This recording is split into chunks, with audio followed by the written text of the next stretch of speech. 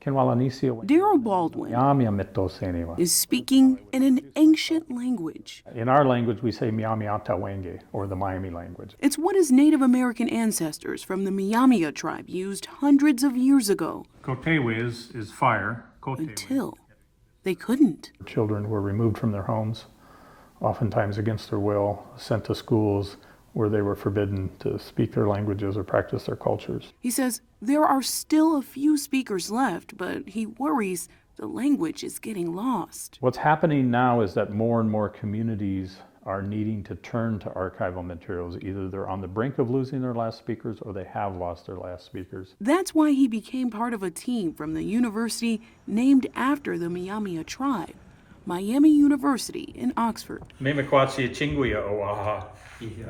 Researchers and linguists like Hunter Lockwood are trying to save the language. This is an example of what the words look like. For the last 6 years, he's been looking at ancient documents, helping get them in a digital database and find what it means. I've done a couple of different things, and I like to just pop around different semantic domains and different groups of words, and so I did a paper on how to talk about temperature words. Together, they're not only reviving the language, but coming up with new words to add to it. We can see little examples in real time over 200, 300 years how speakers used the pieces that they had to make new meanings. So it's things like Kinde Lindal Kani is our word for computer. It just means that thing that thinks fast. And now, there's more money to do the research, $2.1 million more in private grant money. That's what Mellon largely funded, was for us to expand that work so that we can reach more communities, give them the tools and strategies that they need. And save a language that was here long before we were. I'm Sheena Elsie for Spectrum News. Donovan Baker and Danielle Johnson know this campus inside and out. You look straight ahead, the women's dorms are right there. They're in their senior year at the nation's oldest private historically black university, Wilberforce. Right down there, that's the classrooms. It's right there. Behind the trees. Behind the trees and the cars. And then right over this building is the gym. She got here on a gymnastics scholarship, and he came here for basketball. Both athletes went from campus life in the campus dorms to staying in rooms on completely different college campuses, some 15 minutes away. Initially, I was very shocked because I'm not really good with change. Yeah, it took some time to really understand what was going on. It's all to make room for new students coming into Wilberforce. Our enrollment at this university has increased by over 100% since 2022.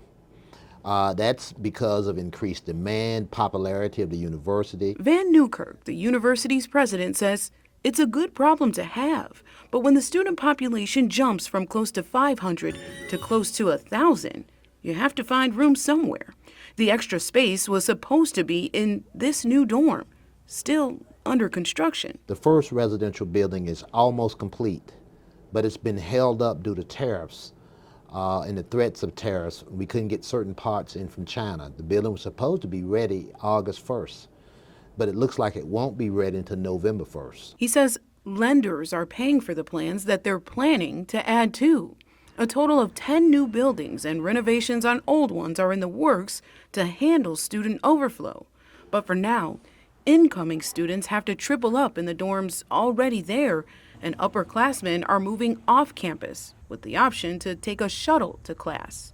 But for these athletes, it's worth it. I like it a lot because I am with all my teammates. Honestly, I really can't complain too much because at the end of the day, I have a place to lay my head at night. In Wilberforce, Sheena Elsie, Spectrum News. Cybersecurity attacks are the center of a class targeting grade school kids, but they're learning in a place with strong ties to cybersecurity.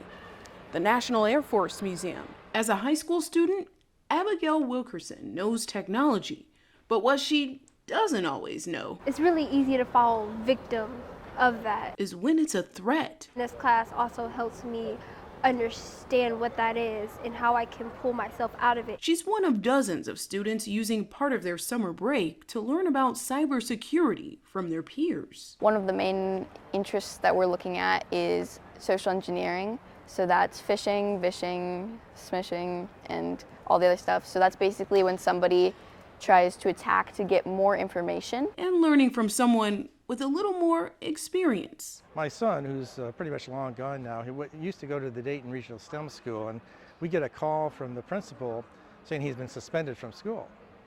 And so, I asked, what happened. Well, he turned in and he hacked into the school's computer system. It's the reason Brian Kowal, former Air Force turned Ohio Cyber Reserve volunteer, wants to teach kids how to use their tech skills for good. We help kids understand what ransomware is and how to protect themselves against it. Skills, he says, that are even more important after recent text scams saying there's an unpaid highway toll and the cyber attack impacting Kettering Health. The program's director also hopes camps like this inspire students to pursue a career in STEM. I got to kind of work on the engineering design process. And Abigail Wilkerson says that might just be where her career path takes her. Even if I don't go into a cybersecurity role, it will give me knowledge that I can put into whatever I decide to do. The cybersecurity and STEM camp are expected to go on here for the next 2 weeks. I'm Sheena Elsey for Spectrum News.